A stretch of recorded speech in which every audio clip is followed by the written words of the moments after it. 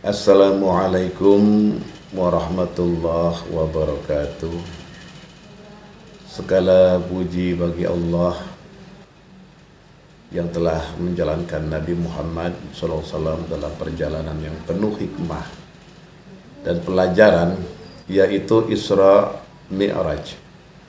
Ya, salawat serta salam semoga selalu tercurah kepada Nabi Muhammad Sallallahu Alaihi Wasallam, keluarganya, sahabatnya, dan kita sebagai umatnya hingga akhir zaman. Sahabat-sahabatku yang dimuliakan oleh Allah Subhanahu wa Ta'ala, hari ini kita akan membahas salah satu peristiwa agung dalam sejarah Islam, yaitu Isra Mi'raj. Ya, perjalanan ini bukan hanya perjalanan fisik, tetapi juga perjalanan spiritual yang syarat dengan pesan bagi umat manusia. Yang pertama adalah perjalanan Isra Mi'raj. Ya, Isra Mi'raj ini terjadi pada malam 27 Rajab tahun ke-11 ya, kenabian. Pada malam itu Nabi Muhammad sedang beristirahat di dekat Hijr Ismail di samping Baitullah. Tiba-tiba beliau didatangi malaikat Jibril, Mikail, dan Israfil. Dada beliau dibedah oleh malaikat Jibril untuk dibersihkan dari segala sifat buruk dan diisi dengan hikmah iman, kesabaran, dan tauhid.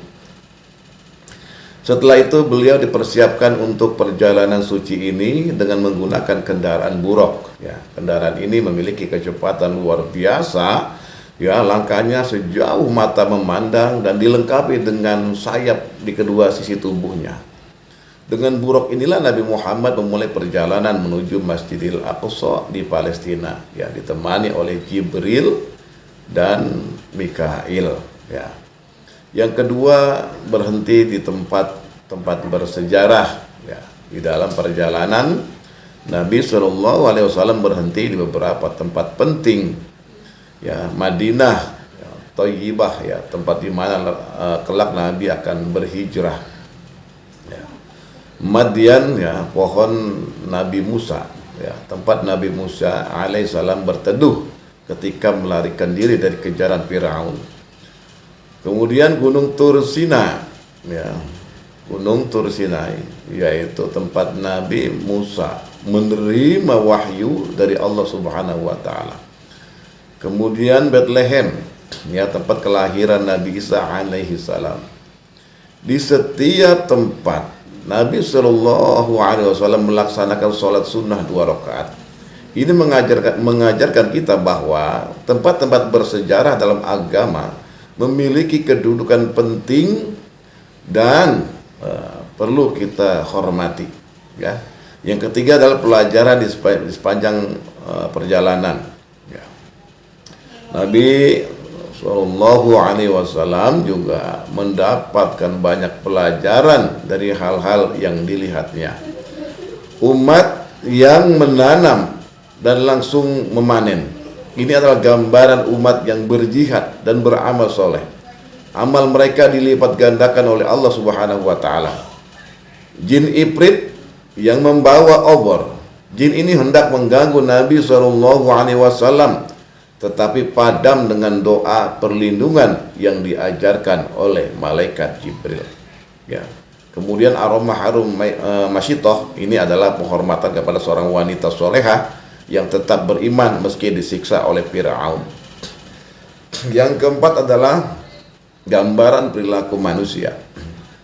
Nabi SAW menyaksikan berbagai gambaran, ya, perilaku manusia yang buruk dan balasannya. Ya.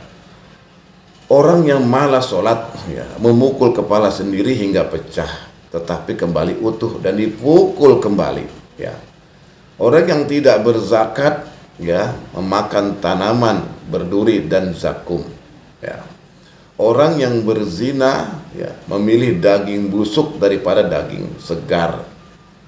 Orang yang memakan riba, ya, berenang di sungai darah dan dilempari batu ke mulut mereka. Orang yang suka ghibah, ya, mencakar wajah dan dadanya dengan kuku dari tembaga. Semua ini mengingatkan kita untuk menjauhi perilaku buruk dan selalu memperbaiki diri agar terhindar dari azab Allah Subhanahu wa taala. Ya. Yang kelima adalah pertemuan di Baitul Maqdis. Ya.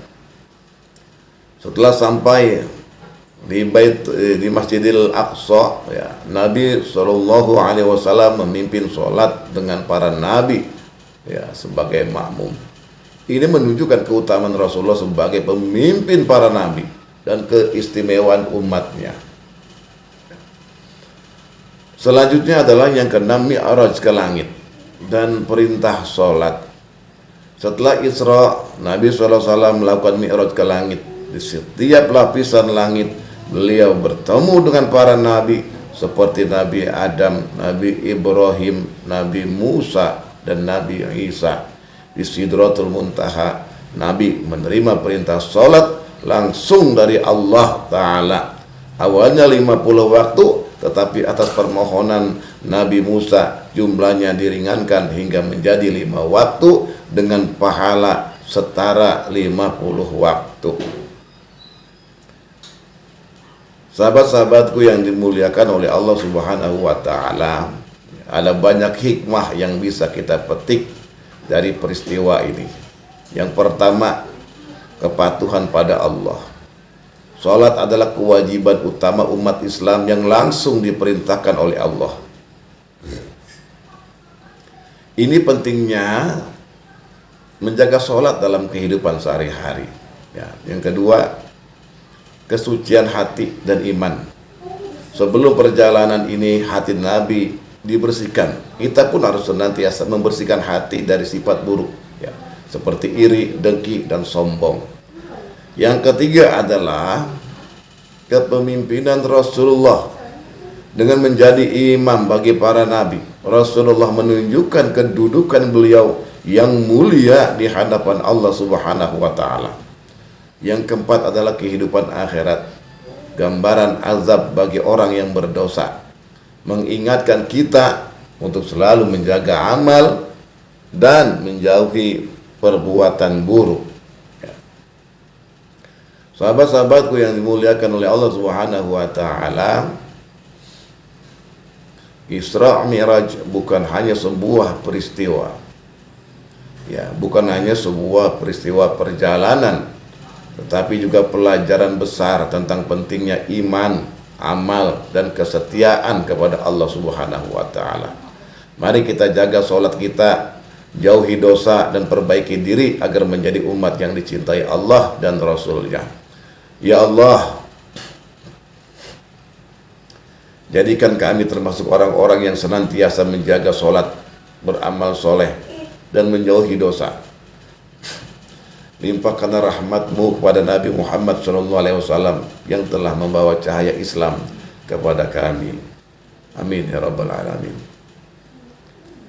Wassalamualaikum warahmatullahi wabarakatuh.